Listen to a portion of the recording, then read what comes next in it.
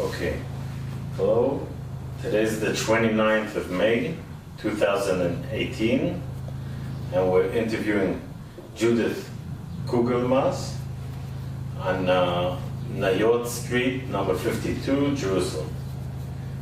Judith, good afternoon. Good afternoon. Let's begin with the family of your mother. Can you tell us where they're from? And Well, I have an interesting family on both sides because my mother and all her siblings were born in America. They're second generation. I knew my great-grandparents who lived in Brooklyn, in Williamsburg, a Zayda with a very long white beard, but he had a business. He didn't just... 1 second. Zayda, where was he from? I'm not sure. East Europe. They all came either from Poland or some of the family came from Hungary, but most of them are Polish. When did your grandparents came to the United States? The other generation that came? My grandparents, my grandfather on my mother's side came to the United States as a very young man, unmarried. He married in America. I don't know too much about how they found each other. You don't know where from? I'm not sure. Oh, that grandfather I happen to know. He's from Lublin. Okay. He's the one that I do know. He was from Lublin. Yeah. So that, but he came, must have been quite young because all of his siblings also came to America. And they married in America. So that I have, that's my grandfather on my mother's side. What was his family name? Cederbaum. And there are still many Cederbaums here, and mostly in America. The ones I know are mostly in America. So Cederbaum, he came when he was... Young. So we're talking about the beginning of the 20th century? Maybe even earlier. Maybe even earlier. Well, when was your mother born? About? My mother was born in... What year was my mother born? I forgot. I know they were married. She was married already in 1927. So she was born in early... 1927. Yeah. So... But she was born in New York. And all her siblings were born in New York. 1 second. So your grandfather came from Lublin? Yes. Where did your grandmother come from? I don't know. Okay. But they met in Williamsburg? They met in America. In America. They met or were introduced, who knows. And they came straight to New York? And they lived in New York all the years. They lived in Brownsville, Brooklyn. My grandfather, Aaron, was a successful businessman. He was in what now is called the rag business. And he went downtown Manhattan every day and came back. And they bought a house, a whole house in Brownsville. They rented the bottom and they lived on the top. But that little house had an adjoining annex, which he converted into a shtibel. And that shtibel is where he prayed, and many other people prayed for many, many years in Brownsville. And going there was always an exciting experience because those were the days when they had push carts. That's agalot, what the kids call today agalot. And they would sell all kinds of interesting things. And it was like a little bit of Europe. In other words, it certainly wasn't when we get to it, where I lived, in Long Beach and Long Island. It was really a little piece of Europe. What language did your grandparents? My grandfather spoke, in the house he spoke to his wife Yiddish, and he spoke English. They both spoke. Was he religious? Yes, of course he was religious, and he was a wonderful chazan. I mean, not a professional chazan. He had a marvelous voice, and he davened and sang a lot. And he was a very agreeable man. Tell me about your grandmother. What was her name? Now, my grandmother's name was Jenny. What was her maiden family name? Jenny Jacobs. Now, it's her parents. Now that I'm doing this, I must find out when they came to America. I don't know if they came married, but most of their children, my great-grandparents, were born in America. Your great-grandparents? My great-grandparents' children, yeah. My grandparents' generation were born in America. Your grandmother? My grandmother was not born in America. She was one of the oldest, and she must have come with them. But the younger ones were born in America. And you don't know from where? And I don't remember from where. Okay. And they met, you don't know how? And how my grandparents met? Yeah. Okay. Now let's talk about your father's family. And my father's family, I don't know. My father's family was Shlomo and Chana. I didn't really know either of them. They died when I was very young. Do you know where from? I also don't know where from. They were born in the States? They were not born in the States. They came at the beginning of the century? At the beginning with perhaps one or two children, but then they had, including my grandmother, she was not born in America. What's it? Where? Now, no. No, we're talking about my father's side. Yeah. I have no idea where they came from, but I know they settled on the east side. In New York? In New York. Okay. They settled at Lumat. The other grandparents went straight to Brooklyn, and these people, my father's family, my father grew up on the east side. On the Lower East Side? The Lower East Side. Okay. Now, let's go to your parents. They grew up? Both of them in the United States. Yeah. Did they grow up as religious? They both grew up as religious. And did they... and they stayed religious. They stayed religious. But American religious. I'll tell you a little bit about my parents. I don't know if you know, but many Americans will know what the Young Israel movement in America is. When my father was late adolescent, he and his friends on the Lower East Side they were American born, American educated. They went to high schools, but not only yeshivas. They wanted to break away from the shtibel. And it is that group of young men and women, and which is very important. I'll point out to who doesn't know. In other words, young men and young women in their 1820s, 21s, broke away from the shtibel and formed what's known as the Young Israel movement, which is modern progressive Orthodox. And that is a story in itself. Your father was... And my father was one of the founding members. One of the founders. Right. Do you know how old he was, about? He had to be in his 20s. Okay. His 20s.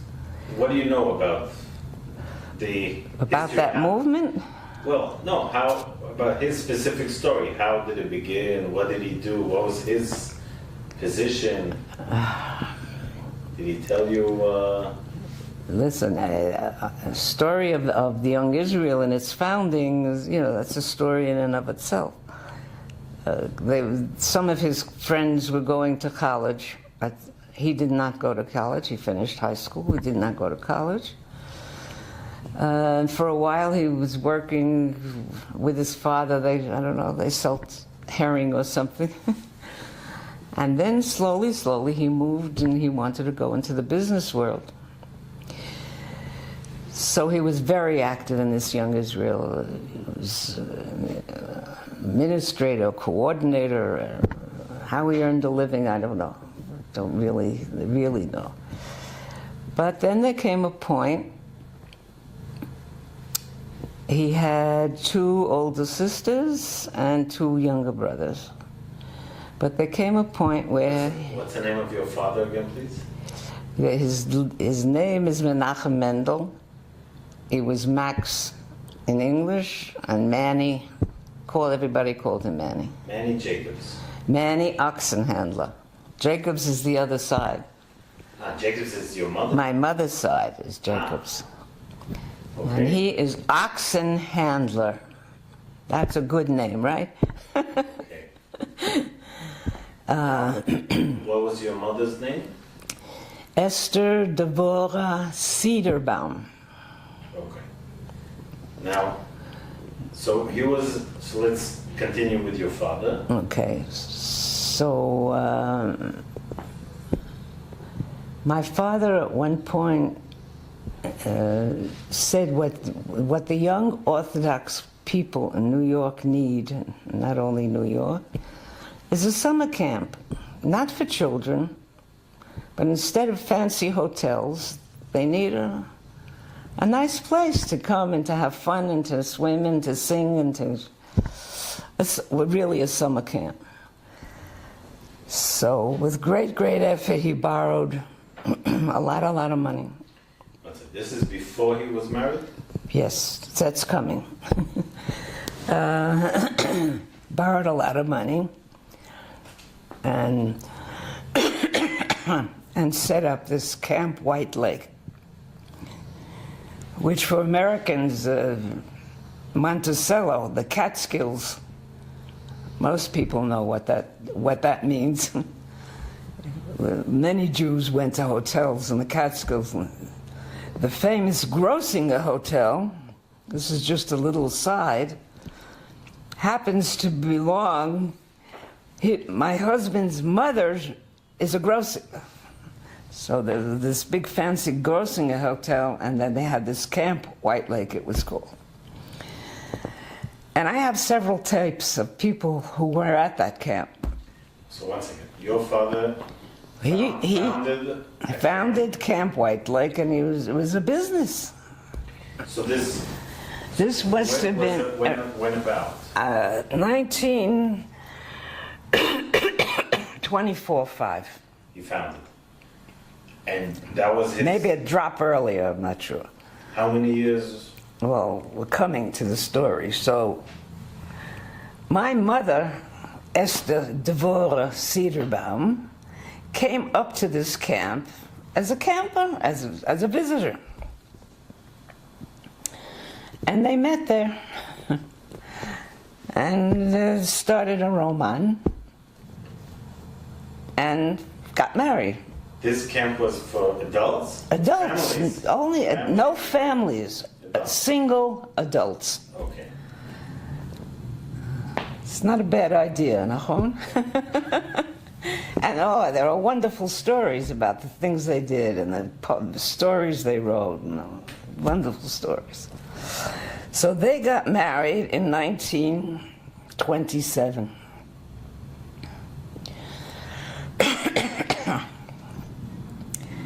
And that's where I was born in 1929.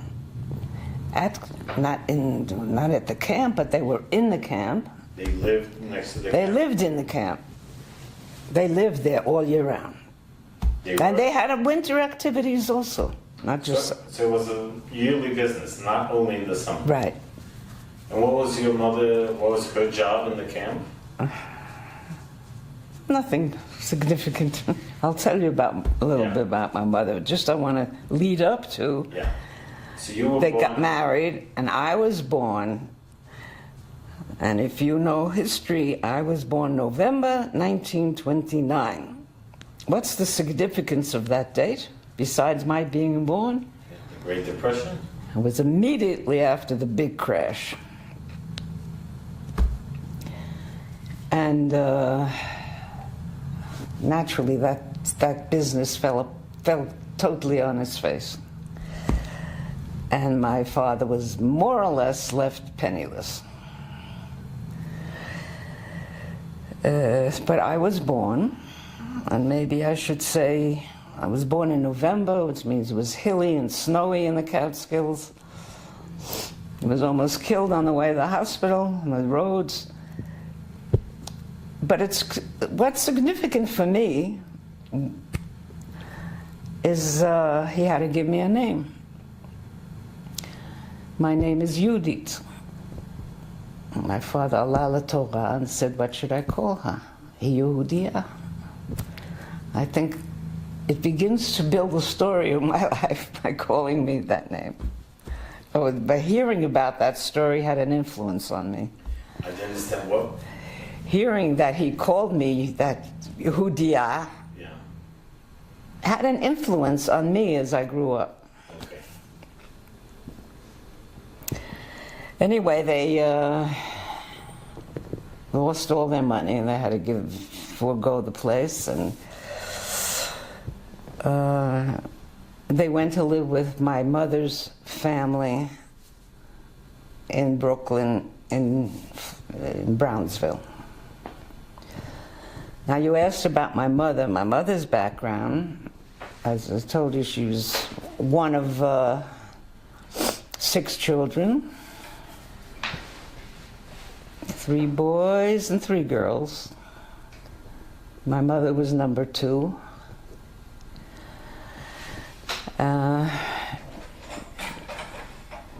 None of those children went to Jewish schools. I don't even know if there was such a thing in those days, except for boys who would go to yeshiva. But all her siblings went to public school. Yeah. And my mother was one of the first students, female students at the Jewish Theological Seminary to become a Hebrew teacher. And my mother was a secretary for some time for the well-known Mordechai Kaplan. But she finished the seminary, and after she finished, she went to teach Hebrew in Ohio or someplace like places like that, until she came back and went to the camp for the summer and met my father. Anyway, so the 2 of them are in Brooklyn, my father with no job. And of course, for him and for my mother as well, an impossible situation. But he was not the only one going through that. Then a friend of his from the Young Israel, from his boyhood Young Israel movement, said to him he heard that there's a job in Long Beach, Long Island, at a shul that is looking for a Baal Koreh for the Torah. And my father said to him, I'm not a Baal Koreh. I substitute as a chazan. I'm not a Baal Koreh. He said, in 3 days you will be one. And that's exactly what happened. My father, I don't know who he turned to. I mean, he knew about it. He went to shul all his life, you know. But he went and he got the job in Long Beach. Now, Long Beach, Long Island at that time was a very small community. A big shul, which was basically run as an Orthodox shul, was basically conservative. My father was Orthodox, American Orthodox. And he said, when you don't have bread on the table, you take what you get. So he moved, did all the family move? So he moved with my mother and me. I was the only child at the time to Long Beach. And I have some very, very early, not sure if they're accurate memories of being a very small baby and coming scenes that I remember. Like what? Can you tell us? Well, one of them is seeing my father's father, who was sitting at a table, and I climbed on the leg, the piece of wood on the chair, whatever you call it, little piece that connects the two legs. And I stood up, and he patted me, and he kissed me, and he kissed me. And I have a very clear memory of his face. But he must have died very shortly after that. So I never saw him again. And then we had to move to another apartment because that was, I guess they couldn't afford that. And we moved in with one of my mother's brother and his family. He was married and he had 2 children. So 2 families were living in a very small apartment. I have slight recollections of that too. Then I was a very sick child. I had double mastoid. Those are infections of the inner ear. Most of the children who had that at that time stayed deaf. And I had a miracle doctor. My parents always laughed and said, he only operated under the influence.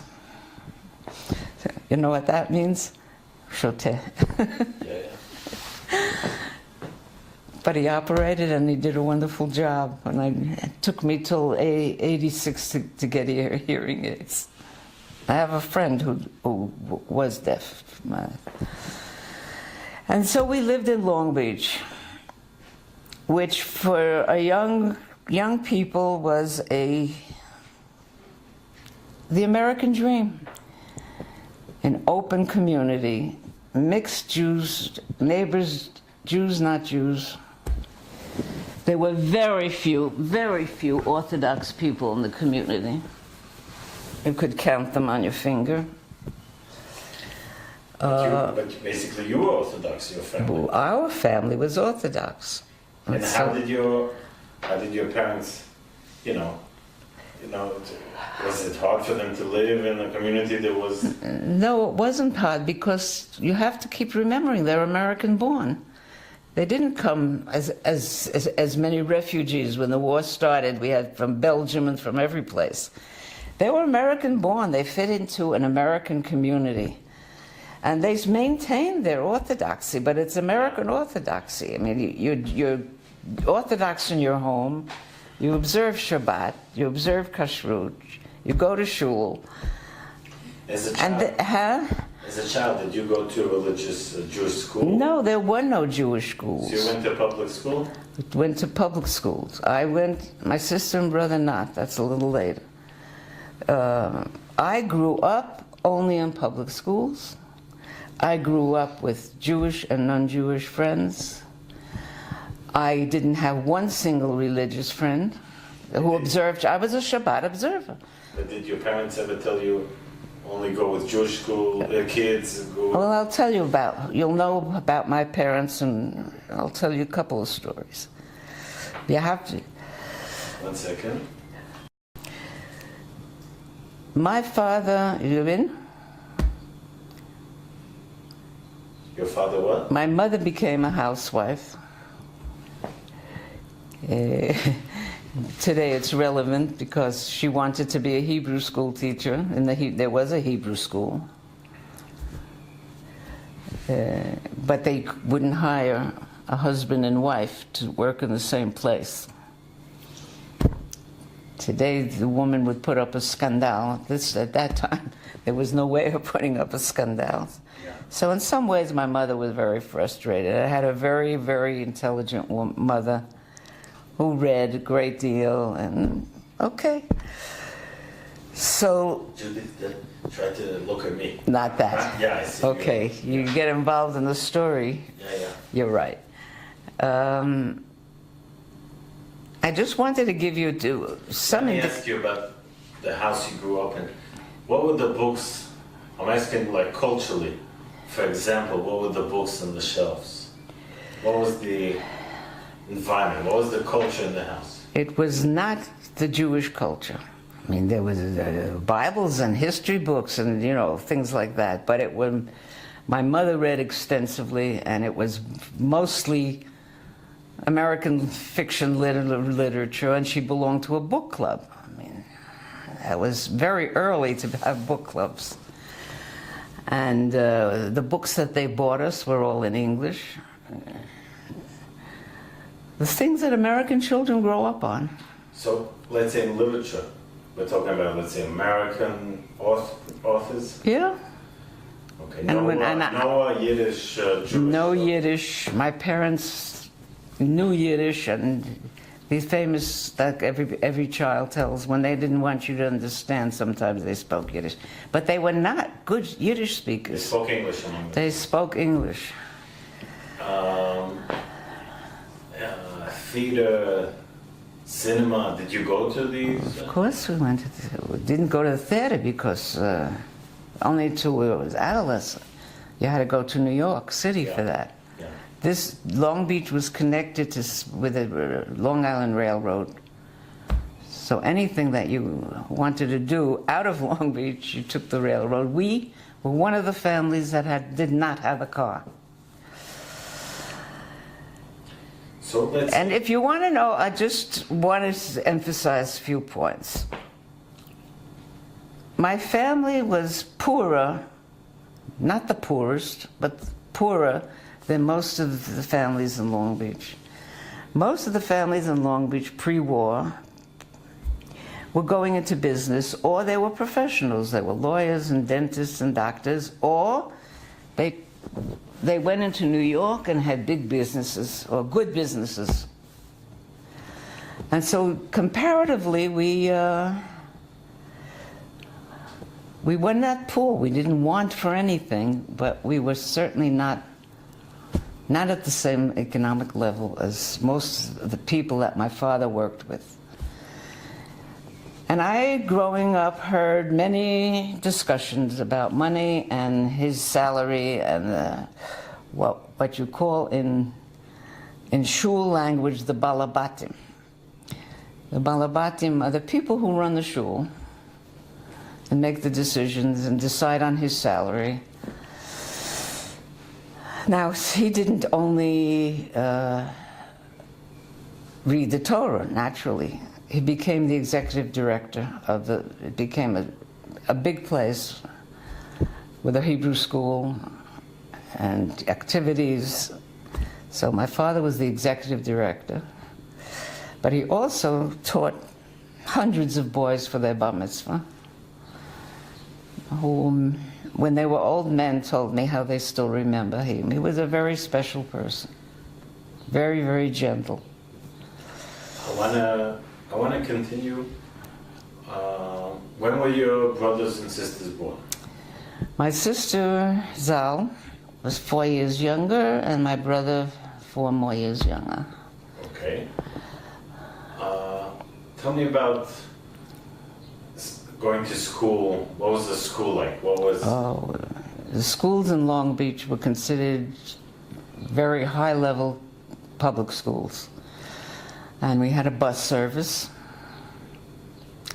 paid for by the community, and every day you went and you waited for the bus and you came home on the bus. And you made friendships. What kind of a student were you?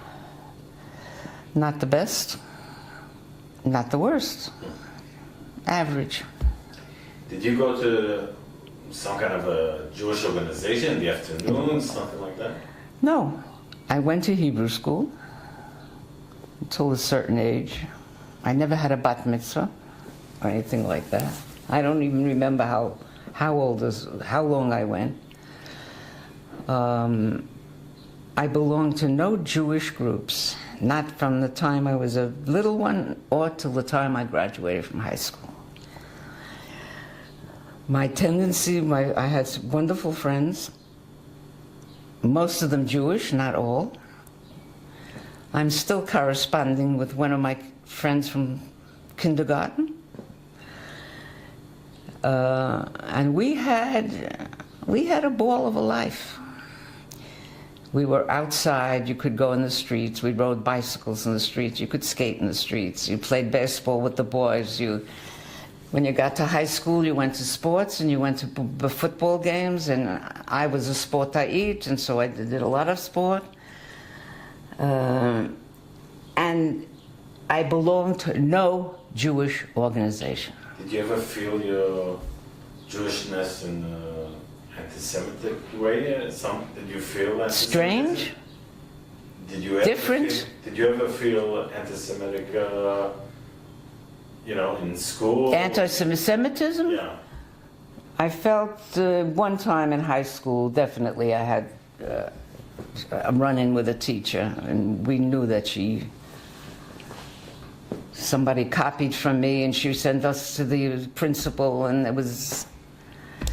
she was excuse me, this goes to posterity, an Irish bitch. That's what we used to call her. And she clearly picked on me. I mean, I was such a mild, introverted little girl. But I think it's important to note in terms of the rest of my history that I was not involved in Jewish activities, only with Jews. We had in high school it was called a gang. Let me ask you, what do you remember from your childhood, from high school already? Did you ever hear of Palestine? Well, that's it. I went to Hebrew school, and of course, if you grow up in an Orthodox home with parents who are... No, I'm talking about Zionism, not... Of course I heard from him. First of all, we all carried J&F boxes all over the place. And we knew, we saw pictures of Palestine, and we saw that the Jewish people wanted and needed a homeland. I don't know what it meant to me then. Did you know names like Herzl? No, I don't. Do you know? I don't remember that. I remember. No, yeah. I'm asking. Did you know movements? I knew that. Parties, political parties. Anything? No, nothing. Nothing. Nothing. Did your parents? Did they? Maybe were sure active. They were very active. Active in... They were my father, in his role, was Giyus Kasafim, the UJA, or, all of these, I don't know if it was called then the... When did he start being involved? When did he start being involved? When did he start being involved? I can't tell you that. I really Once don't. he got to the... Shul? No, he was involved all his life. I mean, he was involved as an identified Jew with anything that was happening to Jews all over the world. And a sophisticated person, not somebody who studied, who did some even years of college. He knew what was going on. Okay, so what was his... You say he was... If he was responsible, for example, for... No, let's do it 1 second. He was, at a certain point, he became, you say, the... Executive director. Of this shul. Right. Okay. Now, parallel to this, or part of his job, was also to be... What did he do when you say No, but part of his role as executive director. Yeah. There was a men's club, there was a Hadassah group. My mother was very active in the Hadassah group. And they would have magbiot. How do you say it in English? Yeah. So your father... And my father would be in charge of the magbit and the kesef and the coming in and the bookkeeping and the whole business, huh? In the shul. Yeah, it was not...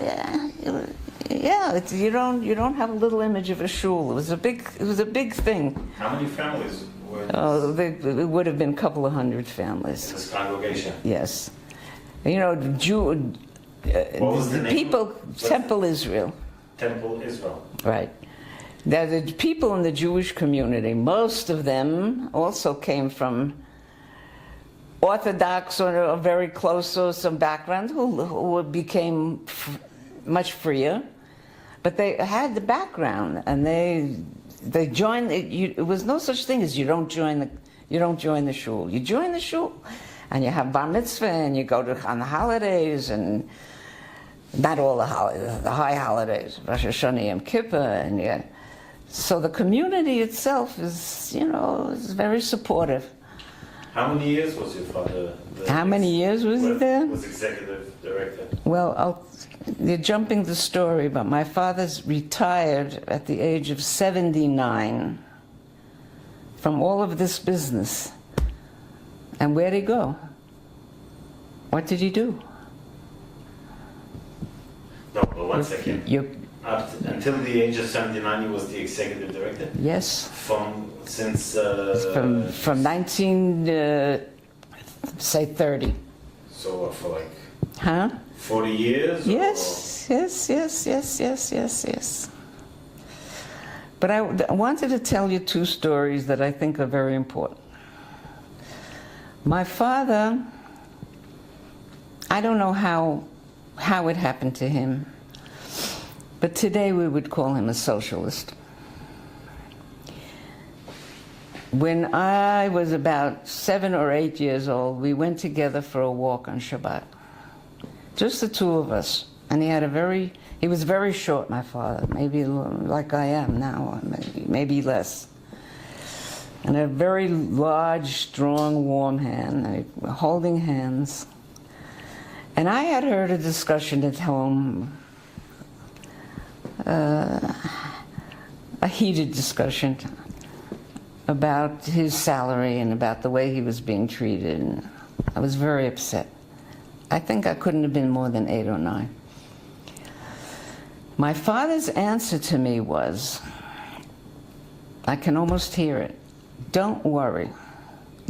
By the time you grow up, things won't be like this anymore, and people will be earning the same kinds of salaries, and one won't be telling the other what he should earn and what he shouldn't earn.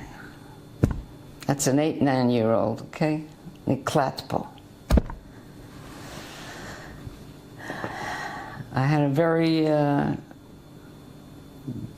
well-known in America cousin. I don't want to mention names. He's gone. He became a professor and heads of departments, and was very, very left. And he said, "It's your father who started me on that road." That's one story. And then you asked about mixing. About what? About mixing with non-Jewish kids, if my family ever said anything. We had in America, you have every junior and every senior year in high school, you have a prom. That's a big dance party. In my junior year,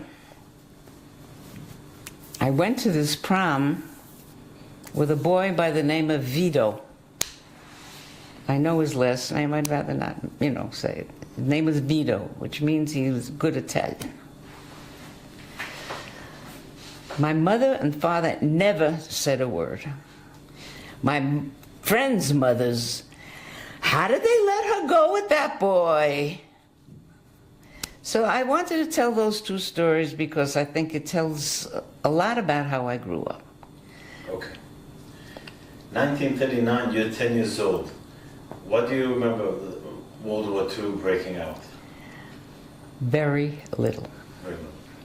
In fact, sometimes with my friends or in discussions, I say I'm almost embarrassed to say how little I understood about what was happening in Europe.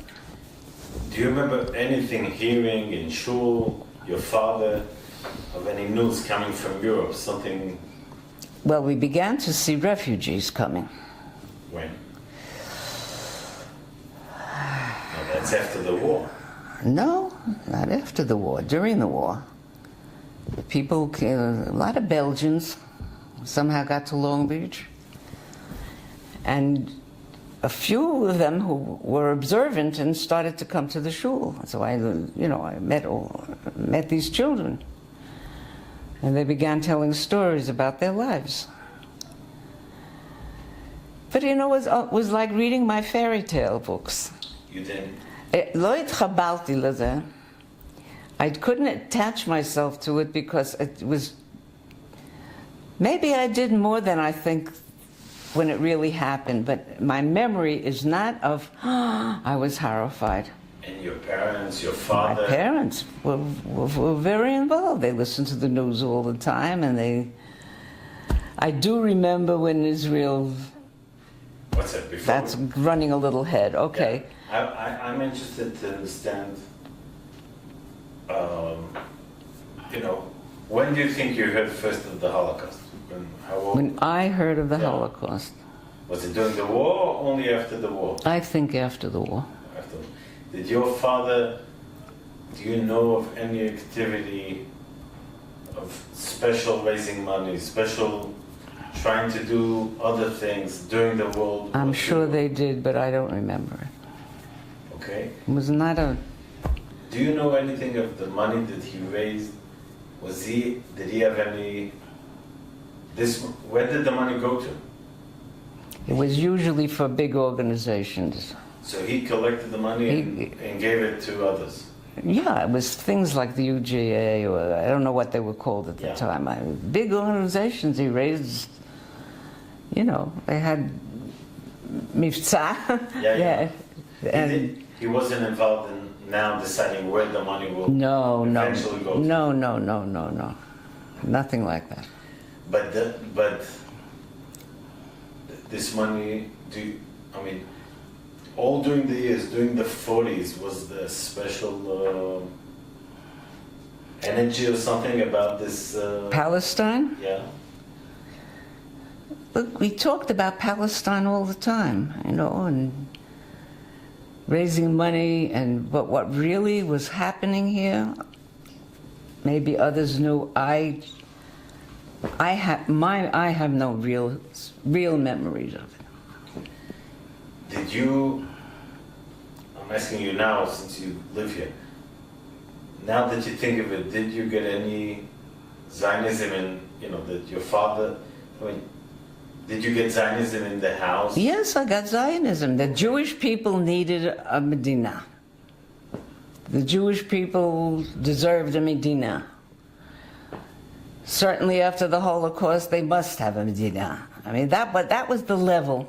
It was not, it had nothing to do with me. I think that for my story, it's important to know that it didn't say to me, oh, maybe I should be caring about that, or maybe I should be involved in that.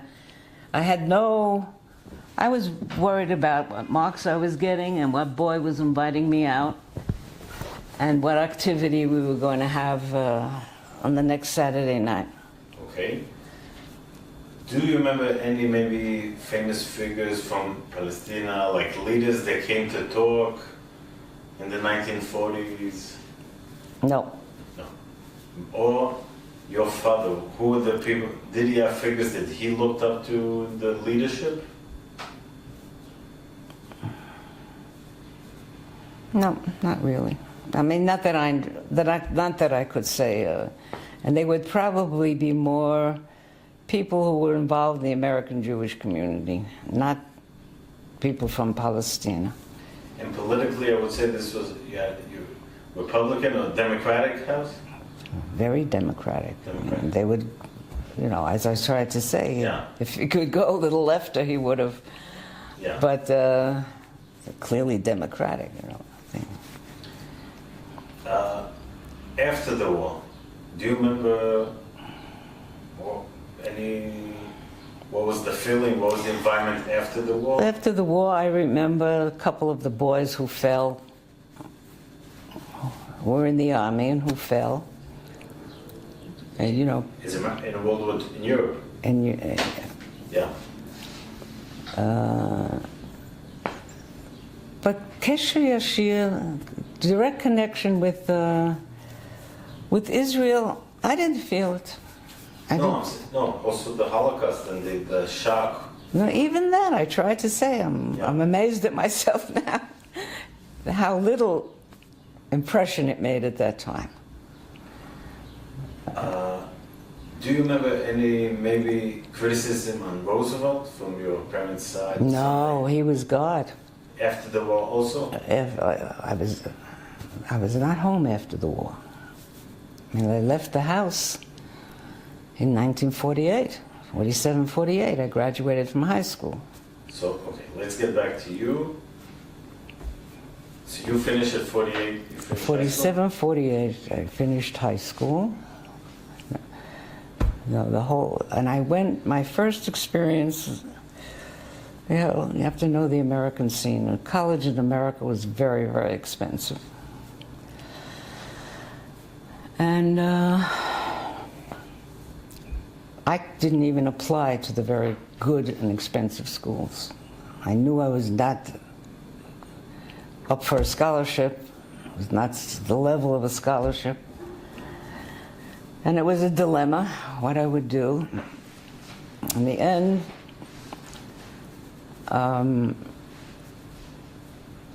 this cousin that I told you about, who was really a communist, but a professor, a wonderful person and very well educated, recommended that there were a few state schools, that I go to school in Albany. In Albany, you know, the capital of New York, Albany State College. And that's where I went in the end. 1948? In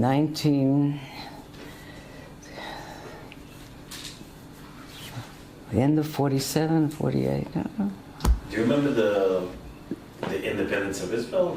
Well, that's it. I'm getting to that. So two things happened in 48. There were elections in America and Israel. Now, why was I home when they were declared Israel was a state? Because I remember sitting around with my parents on the radio. Which channel, what were you listening to? Who broadcast? I don't know, whatever the channels there were then, I don't remember. There were no television, we didn't have television. There was no television, but we also wouldn't have had one, so. What was the feeling in the house? Great excitement, ecstasia. And I was also ecstatic. But if I have to look back and ask myself, why was I so ecstatic? Because I needed bhakti. I did not really understand. This is nituach ishi. I don't think, lo yizdaheti, I don't know, I didn't identify really.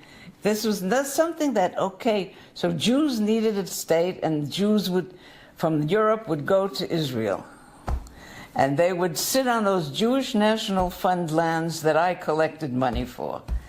And they would become independent, and they would become a great people. I mean, that's what I think I remember. But myself, involvement, me, they didn't have any connection to me. And that's, oh boy, I'd like to go there. Oh, I'd like to participate. In your congregation, in your father's congregation, like the coming Saturday after this, was there a big excitement? I don't remember. I don't think I was. I don't remember or in being. the Jewish community, was there anything out of the Not that I know. Not that I. There might have been, but I don't know. You don't. So please tell me about your college experience. It was an extremely important experience because it was the first time I had to live in a dormitory. It was the first time I went to one Jewish camp once in my life in the summertime, but I was really away from home.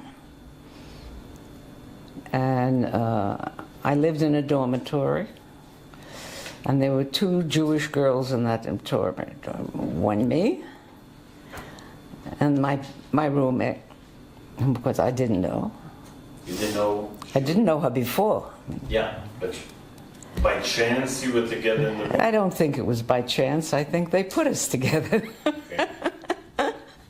which is, you know, it was very clear from the beginning. Now, this was a dormitory where you ate, you got your main meal, and you stood behind the chairs and they all sang a Christian prayer before they sat down. Oh, Father in heaven, something, whatever. Thank you for this food. So it was my first real separation from home in a place where I had to watch what I ate because I was very careful never to eat meat or anything like that. Most interesting was meeting the kinds of people who came to that. Now, I would say the kind of people who came to that college were mostly from upstate New York, non-Jewish, of course. Not all, there was a Jewish group, I'll tell you about it. But it was the first time in my life that I heard one of the girls say, it was elections. So it must have been 48, right? Well, I'm going to vote Republican because my father voted Republican. I mean, I never heard, you know, such a thing that somebody votes. It was an eye-opener, and I think for me, an extremely important experience. Now, when I got to Albany State College, I discovered that there were different groups. There was the Jewish Zionist group called ISFA, Student Zionist Organization, which you must have heard from some of the other ladies. What's the name again? ISFA, International Zion, what was International Collegiate, I can't even remember. It's IZFA, yeah. Which was not only Jewish Zionist group, college Zionist group. And the other thing was an interfaith, interracial group. Now, to be honest, I was very conflicted. You have just X amount of time that you can go to things. This was like extra time? Extra activities, you know, campus activity.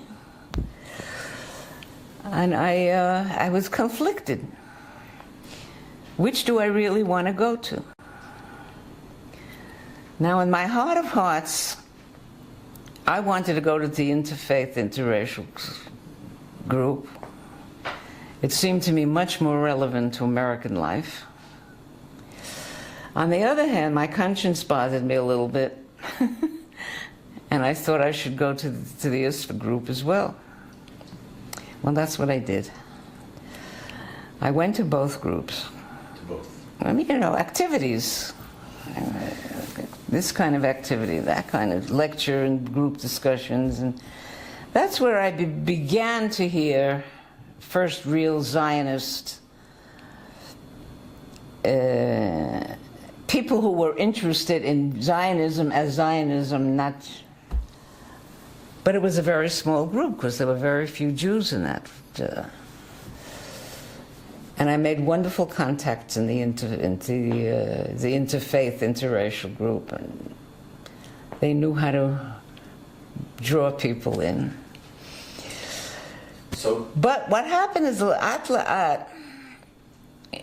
ISFA had regional conferences, and I began to go to these conferences, the Zionist ISFA conferences. And I found myself getting more involved. But I certainly never thought of myself as being involved as a Zionist who was going to go to Israel. We talked about Israel and what's happening, and well, I stayed in Albany, and I'm so glad I went, a year and a half. And then I said, I sort of mitziti it, I can't think in English.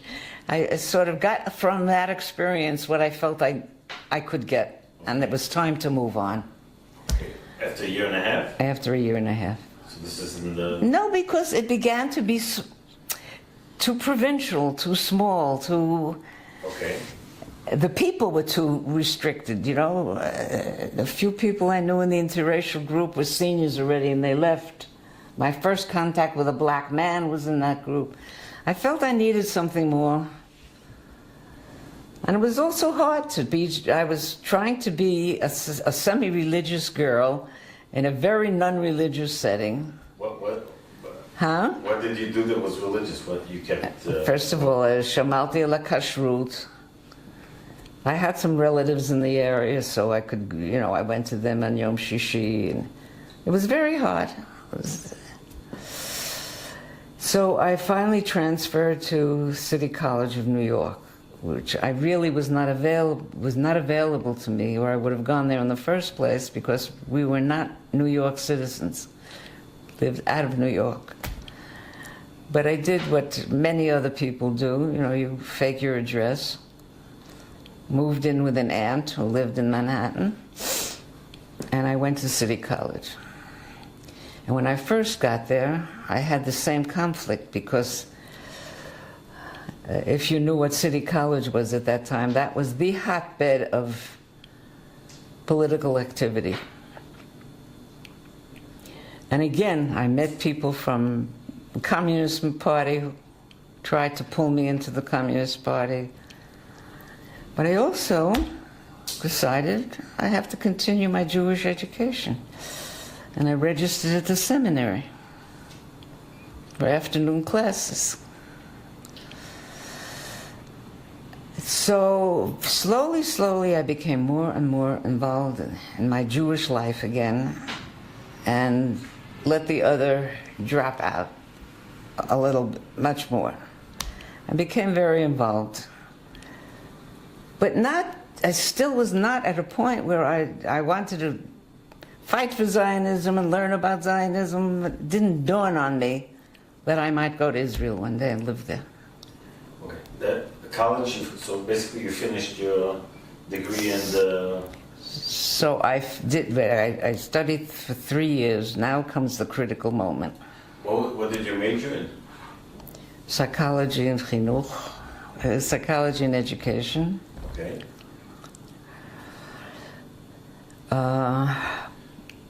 But there also, I got very involved with a professor of anthropology.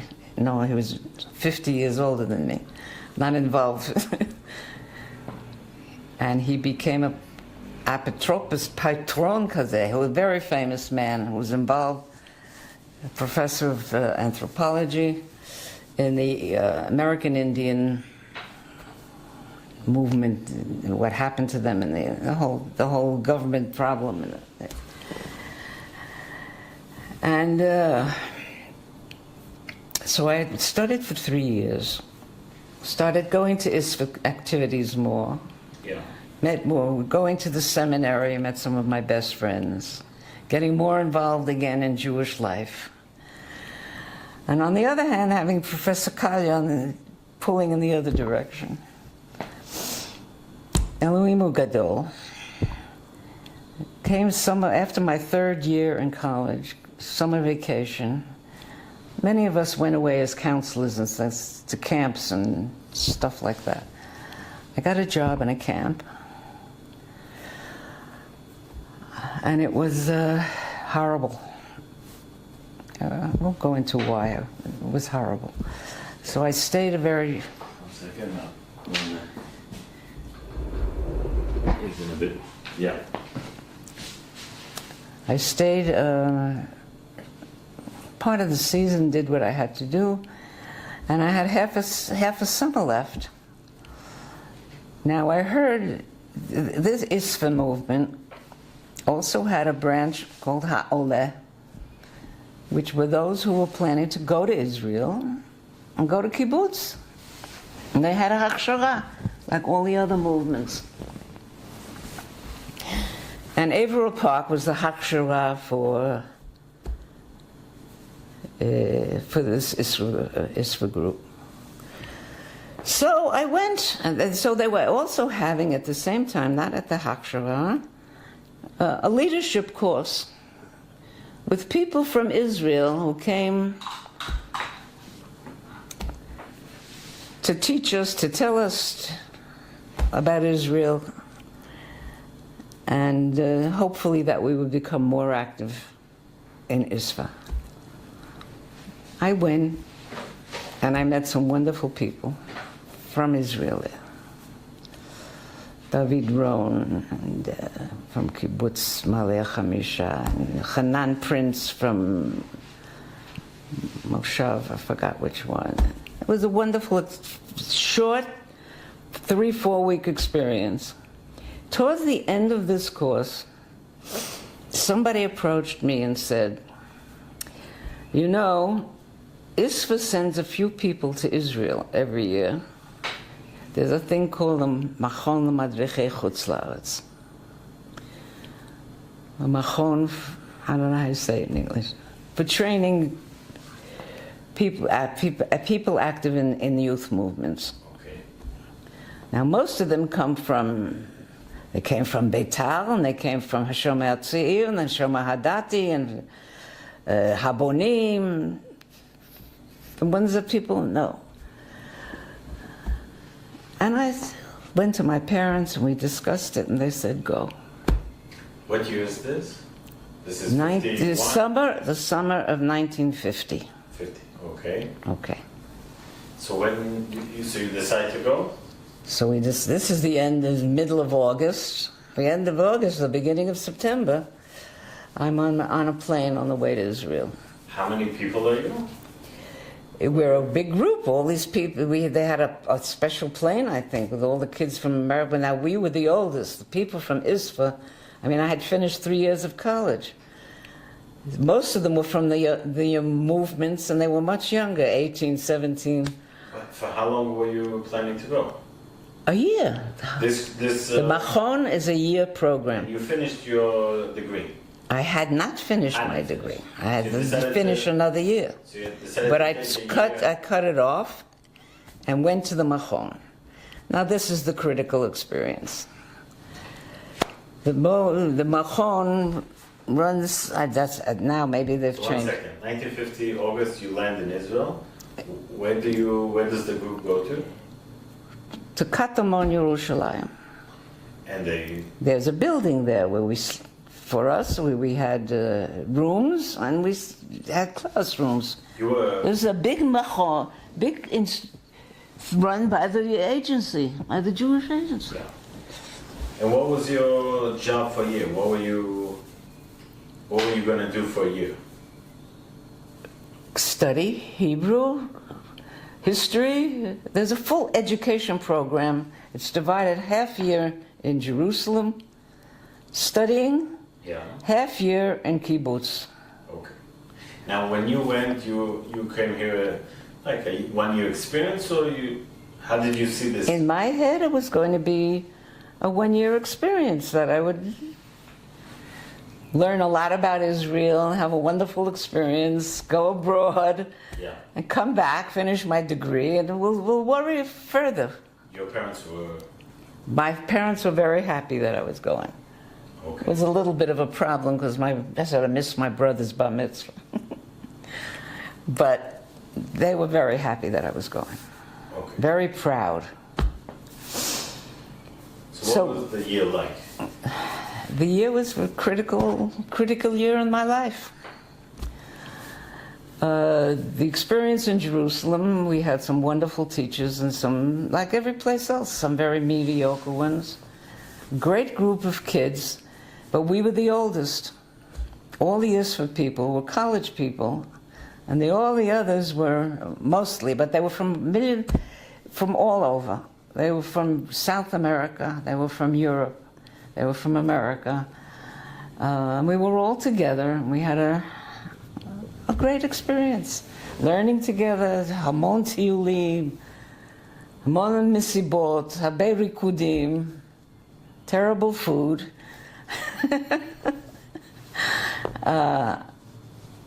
And it was very important. Okay. But I don't know, say we were here about a half a year or whatever, Then we went to kibbutz. Which kibbutz? Now, each one, our small group of ISFA people, we went together to Ein Gev.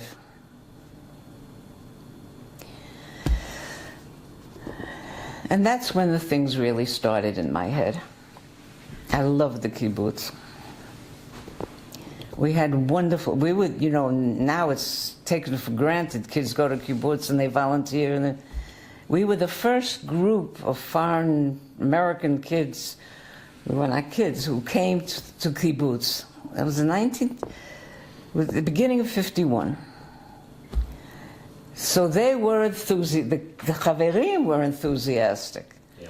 And they went out of their way and they gave us 2 madrichim. One from,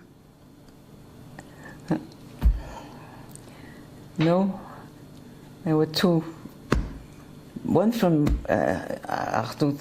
Avodah and one from... Takam. Huh? Shomer HaTzair. Takam. Can't remember right now. Yes, but we didn't even know the politics of who was who. They related to us as potential members of a kibbutz or potential people for Aliyah, and they did tzionut. They didn't tell us, they didn't hack us a chinig, and they didn't tell us this party, that party, this and this. So, and I had, it was also, don't forget, on the border. So I had war experiences, my first war experiences. We were fired, and Gabe was fired on, you know, all the time. I even did tatzpit, and they gave me binoculars, and I had to write down everything that I saw. By that time, I could write a little bit of Hebrew. Very, very warm, welcoming, meaningful, and exciting. Then we were there Pesach, then we did another few months, and by that time, ISFA, this movement, had established the chaverim who came on Aliyah were now in Yiftach. Chaverim, they had done Akshara and Beit Hoshita, and they came to... So we joined the ISFA people in Yiftach.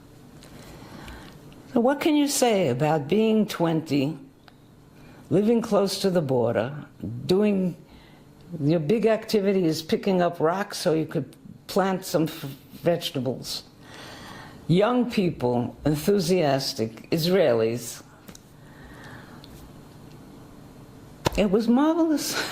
Okay, so what happened? No, but now I ask myself, where was the turning point for me? Yeah. The turning point was in Ein Gev.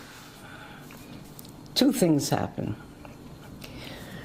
Ein Gev had, I don't know if they still have, enormous banana plantation. And like in kibbutz, people go out early in the morning. By that time, I knew enough Hebrew. I went out with a group of men. I was the only girl. Men who were, I guess, in their 40s, 50s, maybe. Most of them Olim from Europe. Most of them Olim, Yotzei Shoah. And in the break, we would sit around, and they would talk. Yeah. And they told their stories, probably mostly for me. This repeated itself several times, and I remember sitting on the ground and saying to myself, I owe it to these men, I owe it to these men to come back to Israel. Yeah. I mean, it's almost as clear to me today as it was then. It was a moment of... And then I had another moment like that, which is much more romantic, and had nothing to do with a boy. We used to hitch, of course, that's the only way you moved around. And I went to Haifa, for whatever reason. I remember. And coming back, we hitched, and I was on the back of a truck.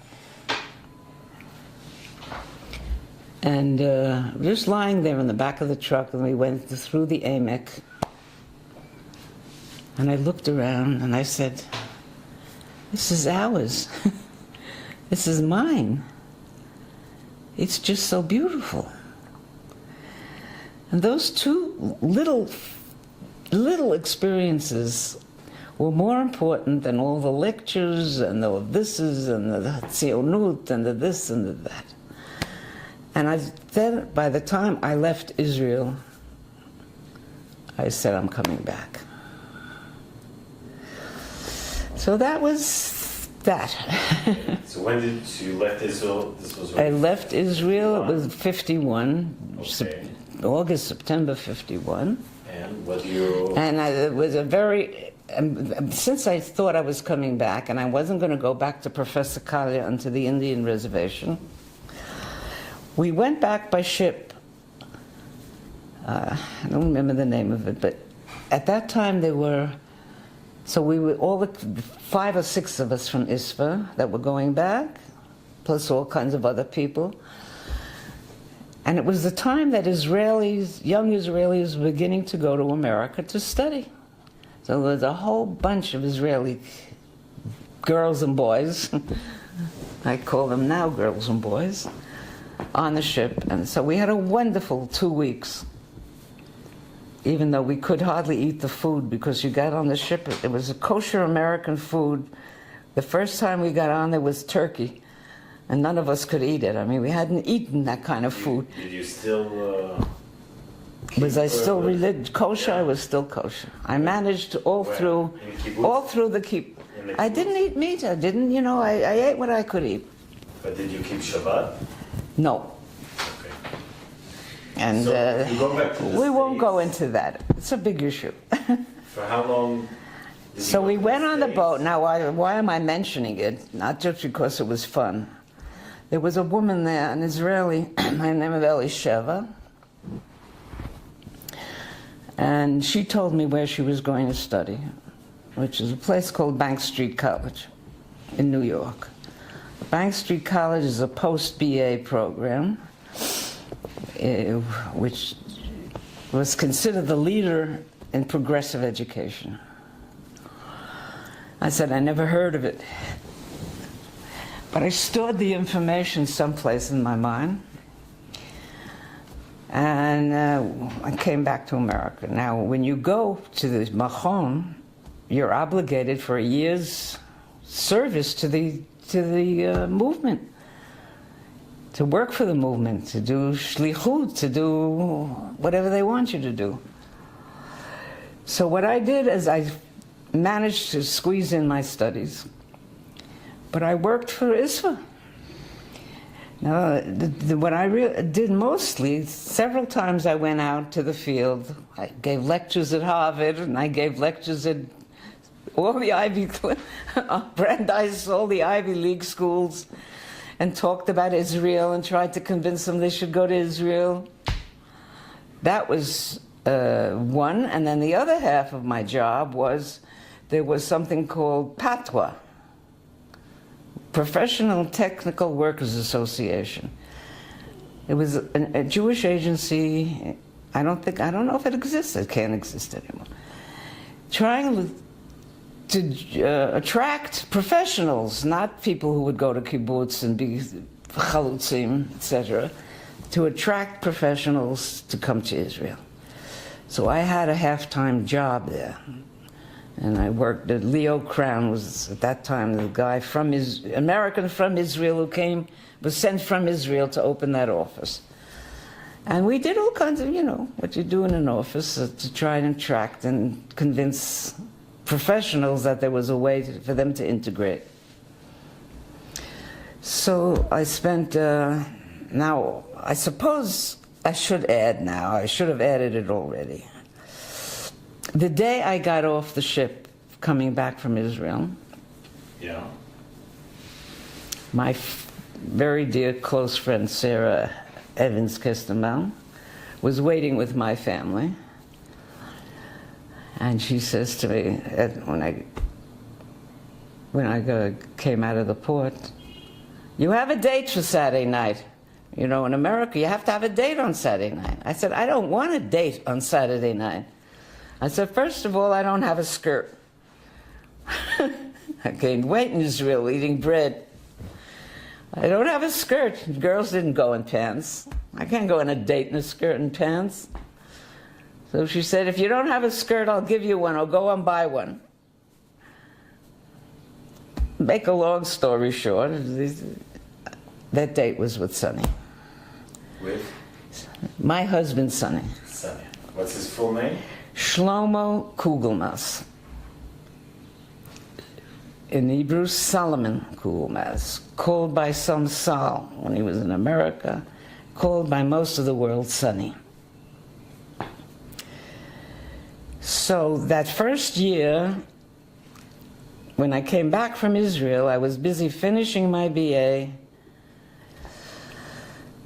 working in Patwa and going around giving these lectures, and going out with a new boyfriend.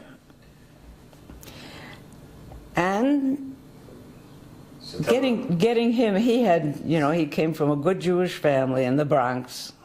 Americans would know what that is at that time. As I told you, immigrant family. He had more Holocaust experiences than I did. He had family, and he was an attached Jew, involved Jew. He was born in the States. He was born in the States. But Israel, of course, it's a wonderful thing that there's such a thing. So slowly, our relationship, so I was actually doing the work of a shlicha with my future husband. He wasn't a future husband then. Introducing him to the whole. Yeah. והוא נתפס מהר מאוד.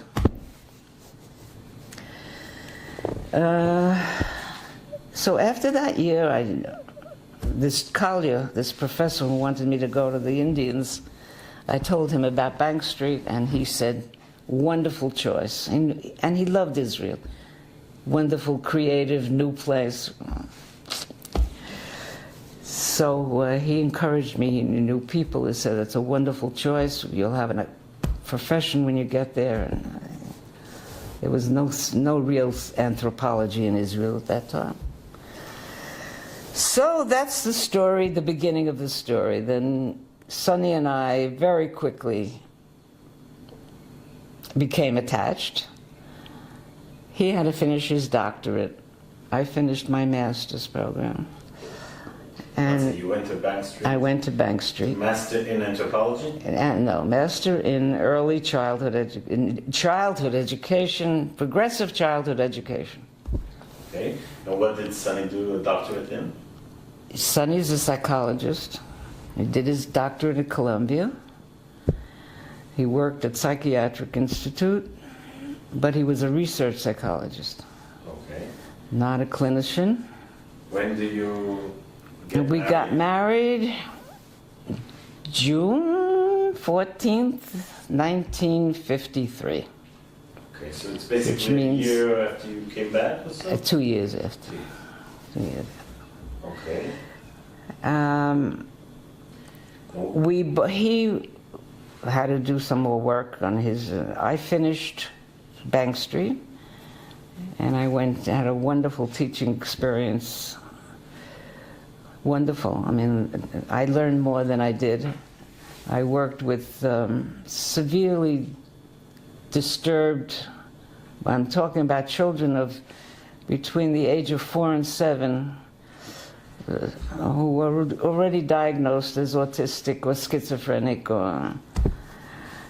and I knew that I was not going to go into a regular classroom. It wasn't for me.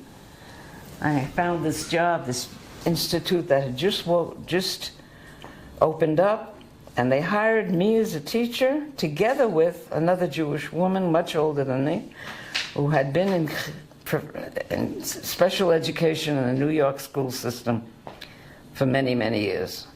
And they felt that the combination of a new, fresh graduate from Bank Street with somebody a lot of experience, we could open up a classroom.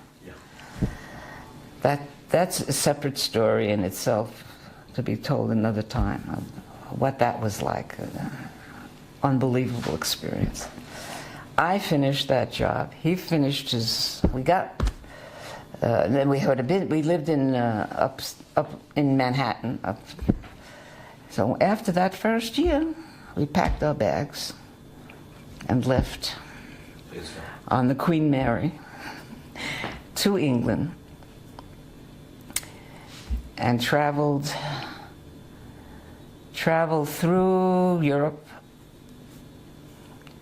till we got to Italy, took another boat, another ship, came to Israel. He was October 1954. He was never here before. What? Was he? Sonny was here. He came, he said, I can't just go to a place. So he went and... But we both came without jobs. We had no idea what we were going to do. Your parents, Sonny's family, what did everybody say? On one hand, they were all very proud. It was a conflict situation, very proud.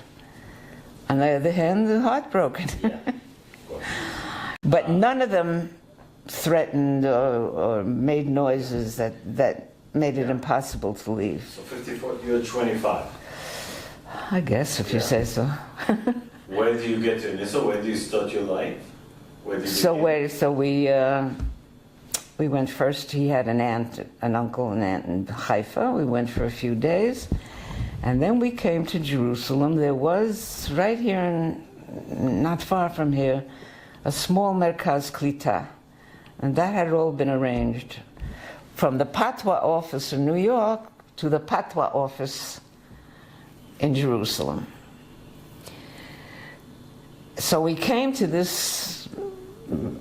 It was a very small. It was a binyan in Rasko, like all the others. But there were two. We had one room, and we had two other males in the other rooms. And there you studied Hebrew?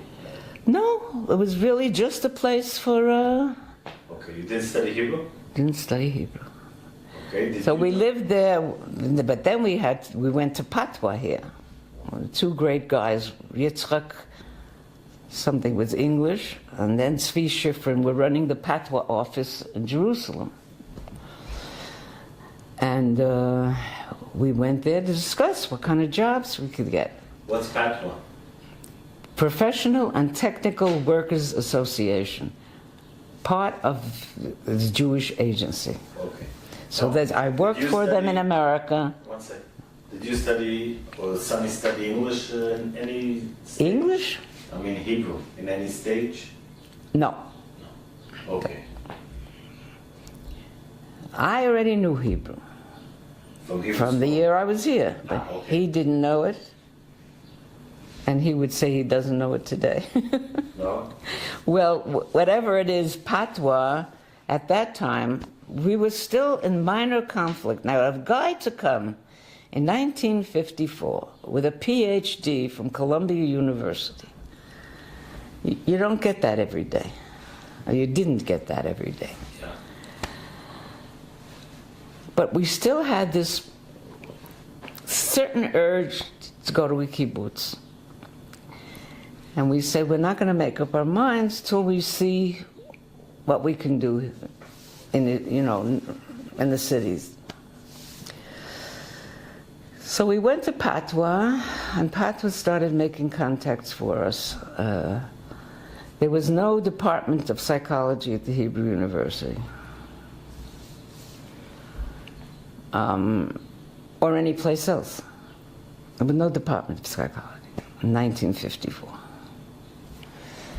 So Sonny if he wanted to stay in psychology, he had to compromise and do things he wouldn't have dreamt of doing in America, like clinical jobs and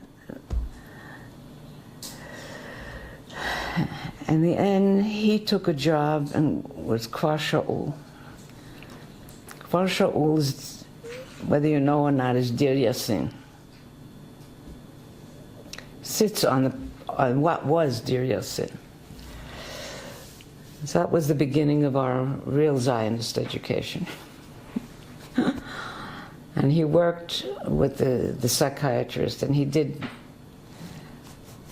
now I'm coming to the point where I don't know, he did hadracha, he did supervision of staff supervision in English at Kfar Shaul. At Kfar Shaul at that time were either a small number of people from the Arab countries and a large number of Shoah, people from the Holocaust. They were the patients. This was what institute for people? A psychiatric hospital. Okay. The name was Kfar Shaul? Yes. The name of and still is. Okay. So he worked there, and when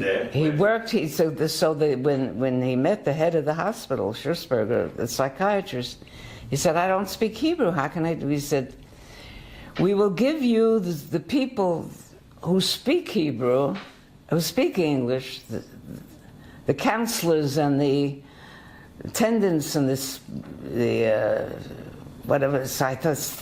therapists, physiotherapists. Most of them are graduates. They know English. They know enough English. So you can speak to them in English and they will translate it back to themselves in Hebrew." And that's what he did for about a year. Parallel to that, the professor, the head of his neurology department in Hadassah heard about him, Professor Halpern. And he went wild. He said, a research psychologist from Columbia, it's like a dream. He went to Professor Halpern, and that was his first job with Professor Halpern. And that's a very critical thing, because it's not only a country that absorbs you, it's people. And the kind of people you meet are very important in whether you adjust or you don't adjust, and how you adjust. Now, Professor Halpern was people in Israel of that generation would know, very special person. And he took Sonny in like a son. Our first Seder was in his house. Not kosher, by the way. Sure not. But he became a very central figure in our lives. But he was, he was earning next to nothing, because he just took him on to help him with his research. And he said, "Kugelmass, you need a bread and butter job." That's how he got to Kfar Shaul. We had a bread and butter job. Both at once. Okay. At some point, I had a job also, which was totally out of my field. I was working in a child clinic for, trying to think of it in English. Tipul b'yeled v'em v'yeled. Children who were having trouble with, In Jerusalem. In Jerusalem. Now, how do I get a job like that? It's very similar to what I went to the guy who was head of these clinics. There was one in Tel Aviv, one here, and I said, "But I'm not trained to do this." He said, "You don't understand Israel yet. Your background of having majored in psychology and gone to Bank Street, you know much more about children and child development and parenthood than most of the people working here in Israel, who have not had the chance to learn. There are no places to learn those things." All right, where am I now? So you worked I worked in this clinic, okay, which was also an extremely, for me, eye-opening experience, because I worked with wonderful people. Yeah. Eli Ilan at that time was director, and I met people like Hedy Goldschmidt and Ruth Shuval. I think you met, I don't know, somebody met Judy. Whatever it is, but I had to travel on 2 buses. Oh, by the way, we got an apartment from the Memshalah in Kiryat HaYovel. So I had to travel on 2 buses from Kiryat Havel to town to Talpiot. Why did you get the apartment? At that time, the government owned X numbers of apartments, and it was shikun hamami, regular shikun hamami. And they were giving them to people like us, who temporarily, until we get settled. Did you pay for it? Of course, we paid rent. But rent, like low price rent? Low rent. Okay. So you both work? So we were both working. When did you have kids? We didn't have kids. The year that I worked there, I became pregnant. And when I had the baby, When was your Rani, child? 1956. Rani was born 1956. Rani, 1956. April 1956. Okay. How many kids do you have? We have 3. Can you tell us their names, please, and when they were born? Rani was born 1956. Oren was born 1958. And David Dudu was born in 1965. So, But when I had pregnant with Ronnie, I decided I was going to stay home. I wasn't going to work. You didn't send the kid to it mitapelet in those days, you know, like whatever. I stayed home with Ronnie, and I didn't go back to work until Oren was 3 years old and went to Gan. But all the time we were still in Kiryat Yovel. Now I'd like to say a word about Kiryat Yovel. It was a wonderful place to start because it was full of Olim, but not Olim Anglo-Saxon. Olim from all over and many, many, many Edot HaMizrach. Shikun Olim was underneath Shikun Amami. We had no car. We had no telephone for 8 years. We lived in 2.5 rooms. The beginning we had neft. We heated it, not in the beginning, all the time we heated only with gas stove, you know, neft stoves. The very beginning had an ice box until we got a fridge. You had to take these terrible buses that would come to Kiryat Yovel when they felt like it. It was a wonderful, wonderful experience. We look back at it. I'm not sure if I had lived in luxury that I would have stayed in Israel, because it was so Israel at the time. And we met people from the university, we met people from here, we met people from there. But it was a very crucial, we bought a lambretta. Excuse me, that's also very important. Sonny bought a lambretta. what is that? A tustus, like a, what's the other one, lambretta or a? Vespa. Vespa. And there were other Anglo-Saxons living, not in that building, but in other buildings, and we met wonderful people. And the people across the hall, you're living without a telephone, without family, was Rav Gotthold, who also came from America. They were both Europeans who finally went to America and then came to Israel. I really want to mention it because it was like having a family across the hall. They took care of us, they helped us, they were friends, etc. And those 8 years were wonderful years. I mean, people say, how could you take it? You live without a phone, this, that, this. No. So this is until 60... Then, at some point, 62, now where 63. you are now is a place now called Nayot. It was called Shikun Anglo-Saxon. Group of people in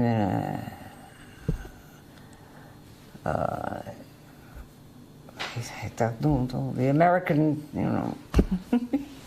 American Association had the idea, I don't want to make focus on it, but We built it as not as a cooperative, but we planned it and built it and paid it together. And there were many, many Anglo-Saxons here when we first moved in. And at one point we were in America. I went to a sister's wedding or something, and we had to sign up, and we decided we're signing up. And that's how we got to this place. But I really now want to talk about Sonny, because he's the real hero of the story. This guy came without all the Zionist background, without voting, without living the Zionist experience. Decided he wanted to come. We won't go into all the reasons why and how. Gave up offers for professorship, or beginning, not professorship, teaching positions in Ivy League schools, to come on an adventure. That's what it was for him. It was an adventure. Now, I told you he worked for Halpern, and he worked at Kfar Shaul. At some point, I think we were here, I don't know how long. Halpern comes to him and says, they're looking to open up the Department of Psychology at the Hebrew University. I want you to apply. For what, as head of the department? So he says, Aleph, I don't speak Hebrew. Bet, ma pitom, they'll take somebody like me, who doesn't know Israel, doesn't know. He says, do me a favor, put in your application. Sonny put in his application. Sonny was chosen to open the Department of Psychology at the Hebrew University. 1957, he opened the first department of psychology in Israel. And when did you get here? 1953? 4. Okay. One child, living in Kiryat Yovel, no car, no telephone. Okay? Challenge. When was Sonny born? What? Sonny was born in 26. 26. Soon he'll be. He was 31 at the time. Right. An American boy without Hebrew, not with a big Zionist background, and not with a big everything. Sonny, that's a whole story in itself. Opened the Department of Psychology. It grew into a well-known international people in psychology. I mean, his first students were people like Danny Kahneman and Amos Tversky and Shlomo Brezhnitz, and these all, so Tversky and Kahneman became Nobel winners. A very small department. They had to be very, very selective. They had Leibovich taught in the department, Gina Orta taught in the department, I think Louis Gutman taught in the department. And Ruth Gutman was not there yet. How many years was he head of the department? He was the head of the department till the 60s, sometimes in the 60s, I don't remember. Then he was, then he was dean. Dean of what? Social Sciences, the Hebrew University. Then he did a lot of, all kinds of research. Did big research study on the kibbutzim. He did big research and trained students with the lie detector. Was still doing that work with the police. He did a lot. He became, at one period, he was Madan Rashi Shel Misrad HaChinuch, chief scientist of the Ministry of Education. When? 1970s? In the 70s sometimes, yes. In other words, he fulfilled many, many major roles. Never happy, never really learned Hebrew the way he should. Never? It was very hard, not knowing Hebrew the way you should for all those jobs. What did you say? Never? Not knowing Hebrew was difficult, the way you should for those positions. Yeah. After he retired, and then the last thing he did was he was dean of behavioral sciences at Netanya Academic College. That's all. After all, he was already in his 80s. So that's. And he's been retired. It's like in 2000 and. Yeah, I don't. You know, he's been. I say he's been out of work now for what, 7, 8, 9 years, something like that. Now he's almost 92. So I say that the story is one, that he wanted to come in the first place. 2, that we're very lucky to have 3 marvelous children and 8 grandchildren. So 1 second. Let's hear about your children a bit. What, Yeah, and I think there's another little piece of the story that I want to add. You come to Israel. So we have 3 children. Ronnie was a social worker. Oren was a behavioral therapist. And the little one works for the Dead Sea Works. We have 8 grandchildren. But I think I wanted to add to this story, it's not complete without saying, so what was your contribution to Israel? Okay, you made professional contributions, definitely. You had 3 beautiful, thank God, healthy children. You now have 8 grandchildren. But 2 years after I came, my sister followed. In the end of 1960s, 69, 68, 69, my parents came to Israel. 1969? My father was 79 years old. And thank God lived till he was way up in his 90s. Few years after that, my brother came to Israel. So maybe my best contribution was I brought Sonny. I had 3 children. We have second generations. And I brought a whole family that followed her. And they, of course, all have children. My sister had 2 boys. And now and she died, unfortunately, 2 years ago. My brother has children. So it's like, you know, I came and with a little Zionist yearning, and I brought a whole family after me.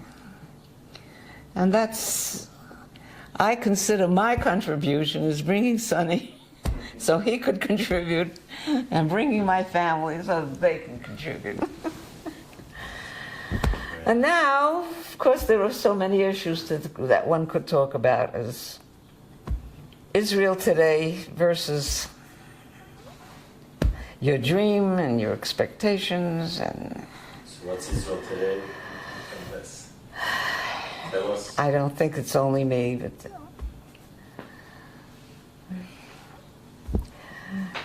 it isn't the Israel we wanted. It's certainly, if I told you about my democratic socialist background, it's moved further and further away from that. It's a very difficult country to live in. I mean, it's home, so you don't think about it every day, but it's not the direction we hoped it would go in. I would like to see a much more egalitarian society, equalitarian society, liberal society, and a more, of course, the brochure Shona, a more compromising society so that we could live with the Arabs. Even though I have a brother who lives in Efrat. But your brothers came religious? Your brother and sister? My brother stayed religious. So his family's religious? So his children are religious. And they're here. So we have a little bit of everything, but they all grew up with a very good Jewish experience, not an Israeli. Besides their Israeli experience, they all grew up with a Jewish experience. Holidays and Shabbat and tradition and carrying it on as best that they can. What would you like, what would be your message for your kids, grandchildren, and the next generations? Do you have a certain message you would like to add?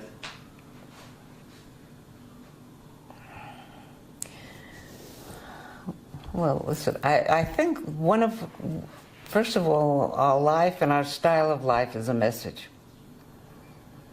It doesn't have to be a verbal message. What you've done all your life, and what you thought and how you related to them all their lives is the main message. Because anything you say now is an afterthought. No, but people who did, I'm talking the audience, not to your kids, but the next generation. Not about, do you have any message about how do you see maybe Israel in 20, 30 years? What would you see the world? What do you... Look, I would like to finish with flowery and say, right now the world is in a very difficult situation, not only Israel. And it's hardly what we thought was going to happen.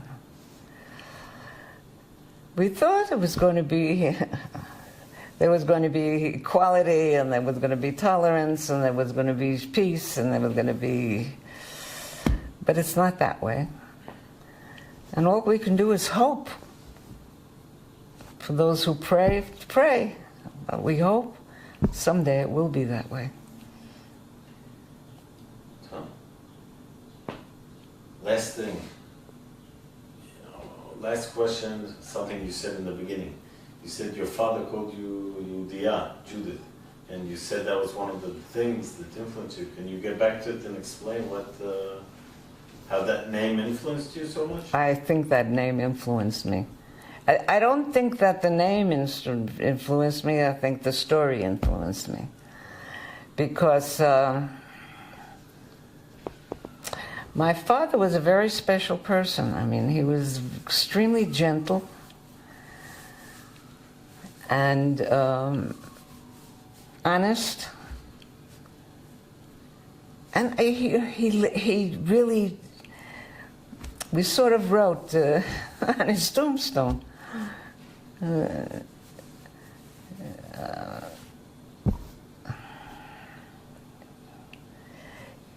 he believed in justice and in equality and living Torah, what I call. And so when I hear the name, I don't think about it every day, of course, but I remember that story. It's the fact is I told it at the beginning. And I just really want to continue, and I hope that my family will continue somehow, some kind of what's called Jewish tradition. Okay. Judith, I would like to thank you very much. Thank you for the interview. Thank you very much. Have a great life. Thank you.